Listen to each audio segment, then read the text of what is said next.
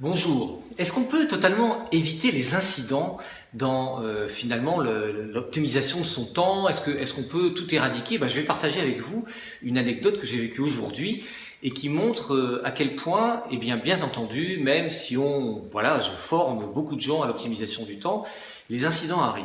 Alors cette vidéo s'inscrit dans le cycle de formation, d'information que je veux faire sur l'optimisation du temps parce que le temps est mon choix, c'est quelque chose qui est important pour moi, donc il y a quelques-unes que vous pouvez déjà consulter et bien d'autres sont à arriver. Alors l'incident d'aujourd'hui, de quoi s'agit-il? J'arrive chez un de mes clients à l'heure convenue, pile à l'heure comme toujours, quelques minutes en avance pour être pile à l'heure, et je sonne et il ne se passe rien. Personne ne répond. J'attends quelques minutes et personne ne répond. Alors je prends mon téléphone, j'appelle mon client et je tombe sur un répondeur sur lequel je laisse un message en disant je suis là, je suis arrivé, que se passe-t-il? Et bien sûr, je n'ai pas de réponse.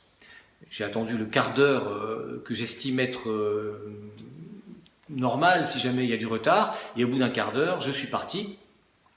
Bien sûr, un peu penaud de ne pas avoir pu mener ce rendez-vous que j'avais avec mon client. Alors évidemment, je peux me retourner en me disant oui, tout est la faute de mon client et tout ça, il n'est pas là, et comment se fait-il, il gère pas bien son agenda alors que moi je suis à l'heure et tout ça, m'énerver, ça m'est arrivé dans le passé. Aujourd'hui, je me dis pourquoi il y a eu cet incident? Et il y a eu cet incident parce que il y a un tout petit quelque chose qui a manqué, que je fais dans 99% des cas, mais je ne l'ai pas fait cette fois-ci. Vous savez ce que c'est? Simplement, j'ai pas repassé le petit coup de téléphone la veille ou le texto la veille pour confirmer. J'ai pris ce rendez-vous il y a quelques jours. Pour moi, il est écrit, donc je viens, il n'y a aucun souci. Mais je sais d'expérience que il arrive que les gens ne soient pas aussi structurés, précis, ils n'utilisent pas forcément un agenda et ils oublient.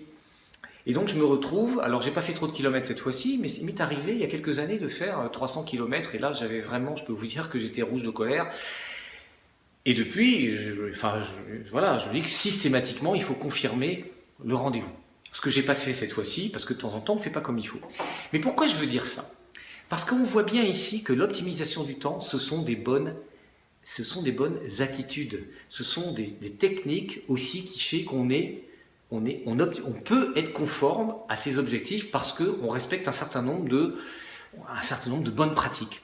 La bonne pratique que je n'ai pas appliquée là, elle s'est retournée contre moi.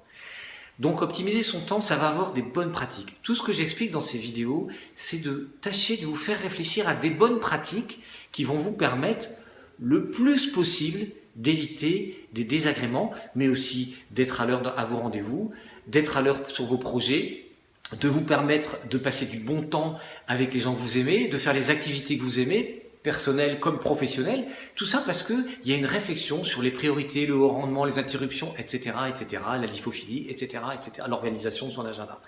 Vous voyez, c'est une question d'attitude, c'est une question de regard qu'on pose sur, ma foi, comment je fais mes choix et comment j'anticipe. J'ai pas anticipé, j'ai pris la punition, j'ai un incident. Cet incident me permet maintenant de faire cette vidéo puisque finalement j'ai décidé de venir la faire maintenant plutôt que ce rendez-vous. J'espère que cette vidéo vous inspire, et partagez-la si elle vous inspire et puis à bientôt sur Je suis manager pour une nouvelle vidéo sur l'optimisation du temps. Au revoir.